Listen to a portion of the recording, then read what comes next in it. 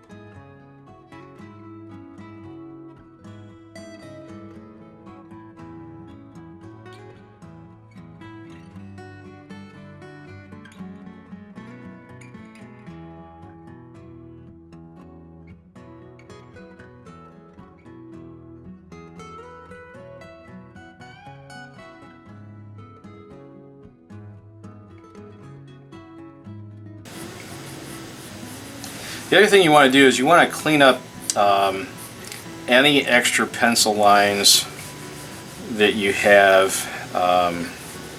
before you start doing the color. And colored pencil doesn't like to erase too well. They do make an erasable form of it, but they're not, sometimes those aren't so great. They don't have the same kind of pigments in them. But they do, if you have like a little loose particle somewhere, they will pick up into your kneaded eraser and they will leave little marks everywhere. So you want to be careful with that. Done is I've just gone through and I picked out a bunch of colors that I think I might want. And depending on the size of your set will kind of depend on what you end up with. I have probably way more here than I will possibly use. But I've got a little bit of everything. I've got some greens, I've got some yellows, some reds, some browns, some blues. I will tell you now that I'm not a huge fan of Prisma's greens, but I'm not a huge fan of anybody's greens because they're all kind of artificial for the most part. But by using layering and stuff like that, we can usually get something halfway decent. And hopefully you have a blending stub of some sort. That would be handy. Something else you might have would be one of these. This is a colorless blender. Okay, so this is basically a colored pencil with no color. Okay, Prisma makes these. I think there's a company called Lyra that makes really expensive colored pencils. They have one. I'm not sure if Faber-Castell does or not. And I have a white colored pencil here now. Most sets come with at least a white colored pencil, and in a pinch you can kind of substitute the white colored pencil for the colorless one, because usually white doesn't do a whole lot. It might lighten something a little bit, but it's never going to bring it back to white. So sometimes you can just use the white one instead. If you don't have the colorless colored pencil, no big deal, but hopefully you have the colorless blender and a white pencil. Okay. So once you have that sketched out, I'm going to move all these out of the way. And I would recommend that you put your colored pencils like this on your table, because they will find any little angle to your table and they will promptly roll away. So, and you don't want them hitting the floor.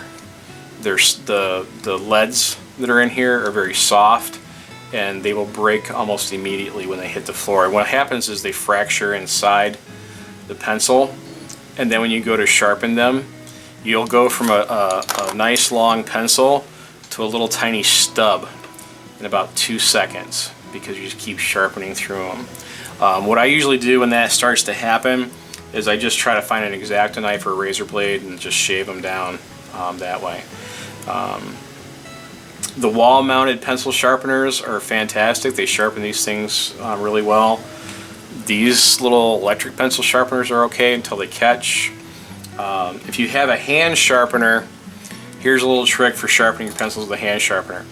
Try to learn to turn the pencil sharpener and not the pencil. That way you're not putting undue stress on the pencil and snapping the lead while you're sharpening it.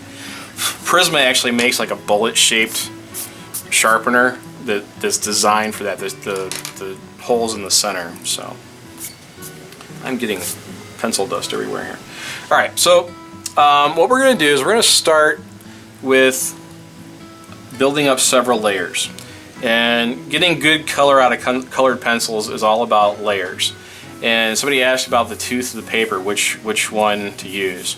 The more tooth that your paper has to a point, the better.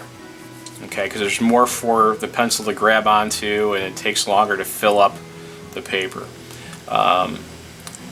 If you want any kind of a detail, I would avoid really rough paper, like cold pressed watercolor paper, because the texture is too much in the pen, for any kind of detail. Good drawing paper, Bristol board like we have tonight, hot pressed watercolor paper, all those are really good for using your colored pencils.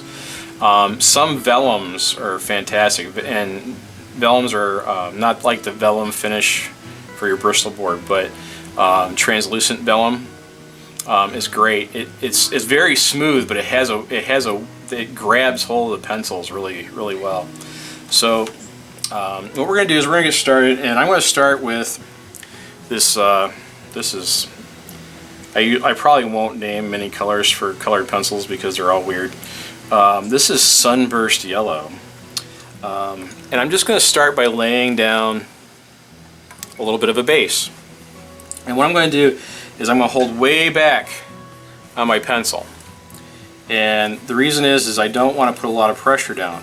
I just want to start building that color up. And I'm using the side of the pencil.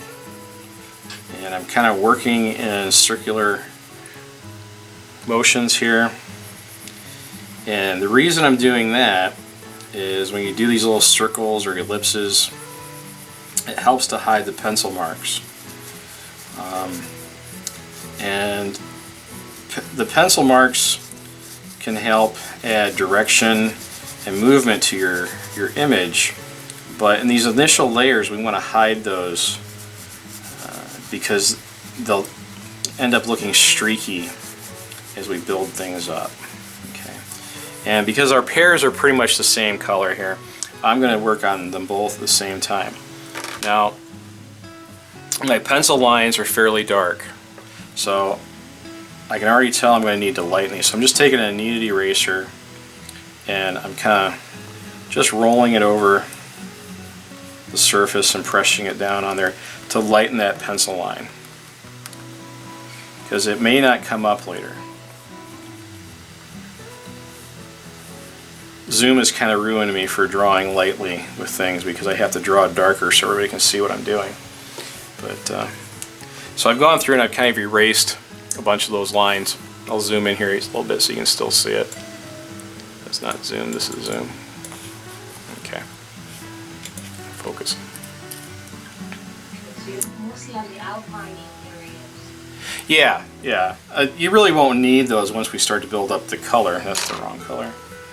The other thing you'll notice is you'll probably end up picking up different colors that you weren't really intending, like I just did, just because they kind of lay all over the table. At some point you'll probably notice my left hand will be holding like 5 or 6 different colors at some point.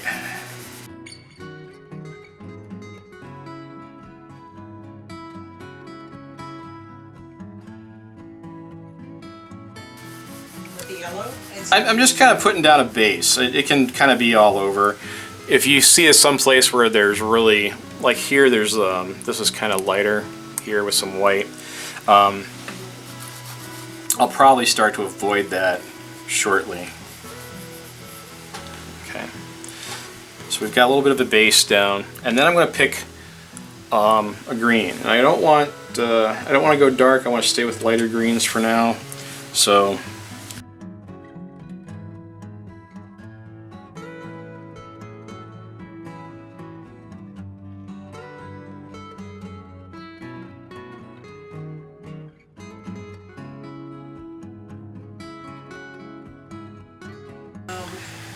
you can use whatever greens and yellows that you have.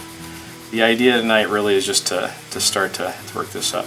So I'm going through, I'm looking at my reference, and I'm trying to start to pay more attention now to where the darker areas are. And I'm still doing the same thing. I'm still using the side of my pencil, and I'm holding back on it so I'm not putting too much pressure down. The more pressure that we exert on here, the more we flatten the paper. And when we flatten the paper, the less layers we have. And you're going to hear a noise, and that's me sharpening this because there's a hard spot in it. Sometimes you'll find hard spots in your pencils, so if they're not really laying down any color, you can try flipping the pencil over to the other side, and there might not be a hard spot there, but usually you have to sharpen them or rub them on a sanding stick. Okay.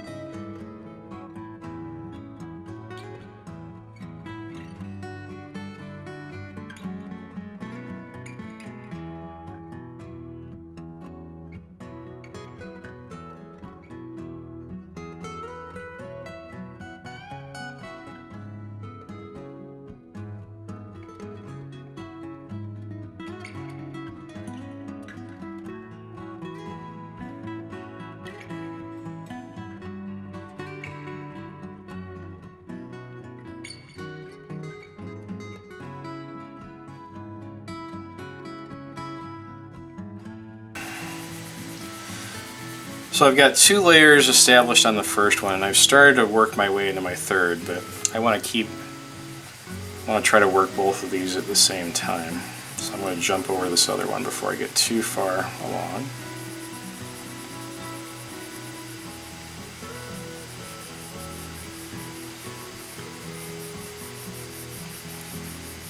So usually what happens with colored pencils, we just kind of come in here and we start blasting away at them. And just kind of filling things in. And that works okay, but we're trying to get a little bit more subtle use out of these.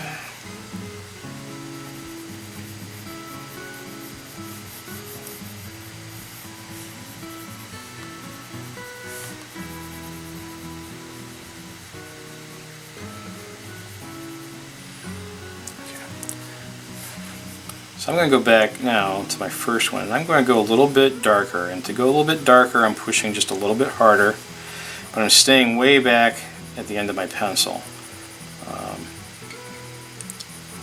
That way I'm still pushing harder, but I'm not pushing hard as I possibly can, because I want to be able to build up those layers. And you'll start to feel there's a little bit of a difference in the way the paper feels. And that's because the first layer of wax or colored pencil that we've put down is starting to grab hold of the new layer that we're putting down. So as you kind of work in and out of some areas, you just should feel a little bit of a difference there.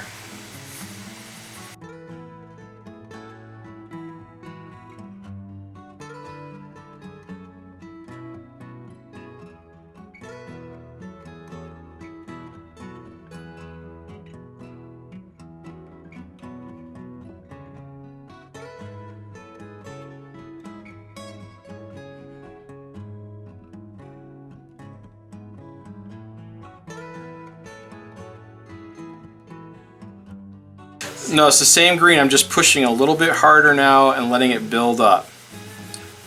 So we'll get quite a range out of each of these pencils just by the amount of pressure that we use.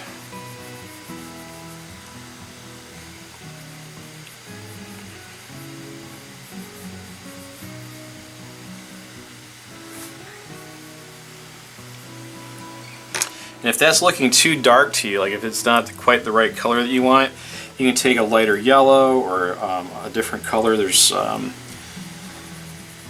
one called sand that's like a real pale ochre, or what's the other color? Naples yellow kind of thing. There's they actually have a yellow ochre. There's a goldenrod. Goldenrod is kind of a nice color. It's a little mustardy, but kind of like stadium mustard. But you can tell I didn't have dinner. But, so I've got a lighter yellow here. It's canary yellow. So I'm just kind of working that in there to build up some of those lighter, brighter greens. So right now I've got about 4 passes on this. And they're kind of really starting to look like some really pale pears. But nothing too fancy yet.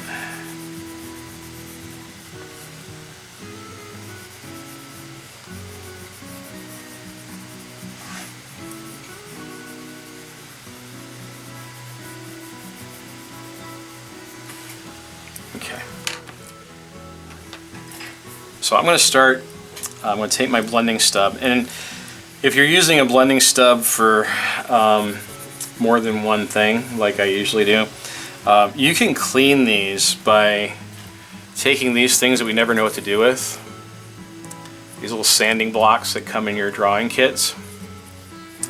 And what you do is you push and turn the blending stub on here, and that sands away whatever's on there, okay, whether it's graphite, charcoal, whatever. And the reason you want to push and turn is it keeps the point relatively nice and sharp. If you pull and turn, you end up with little troll dolls on the end. You get fuzzies, and those don't work so well. I have, in desperation, put these in the pencil sharpener. I don't recommend that. You can use an X-Acto knife with them, but that doesn't usually work out too well either. Sandpaper works just fine. So what I'm going to do is I'm going to start over here on this one, and I'm going to start my blending, because this area right here is in shadow. So if I don't like what I'm seeing, it's a good place to kind of hide what's happening. So I'm going to use the blending stub, and I'm just going to work again in a circular motion. And I'm holding back on it. I'm not right down to the tip, but I'm using a fair amount of pressure. And I'm trying to use a little bit more than just the tip. I'm trying to use a little bit of the broad part of the pencil, or the blending stub. And I'm working in those circles. And I always try to start at an edge if possible, or a shadow area if possible, and work my way outwards. If you start with a colored pencil kind of out by itself, where it's not going to blend in with something else, and it's not where you had really wanted it to be in the end, it's probably going to be stuck there. So you always want to work from an edge or a shadow and work your way outwards. And that'll help you be able to blend and fade things a little bit better.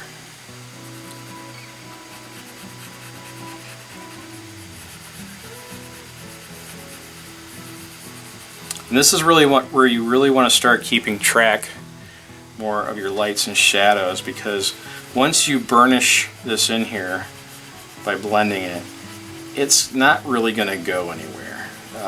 You're not really going to be able to erase it too much. It's kind of stuck there. So you really want to start to pay kind of attention where those highlights are.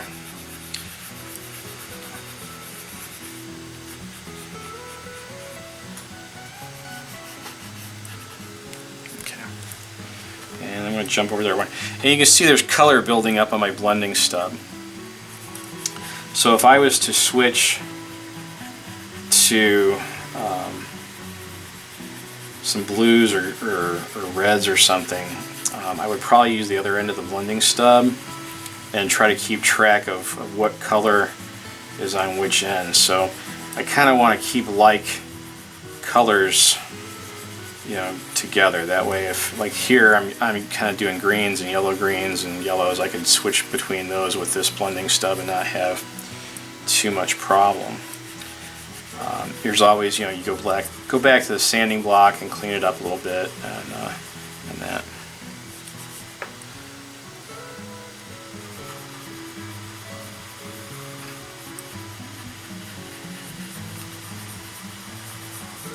So you should be starting to see some of the texture of the paper showing up, and as you blend it together, you should see some of that start to fill in.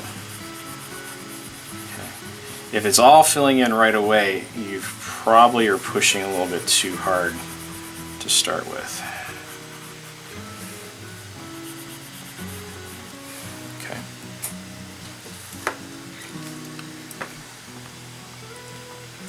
So I'm going to do another pass here. So this is the same green I've been using, but I'm going to start to go a little bit darker, and I'm going to push a little bit harder with it.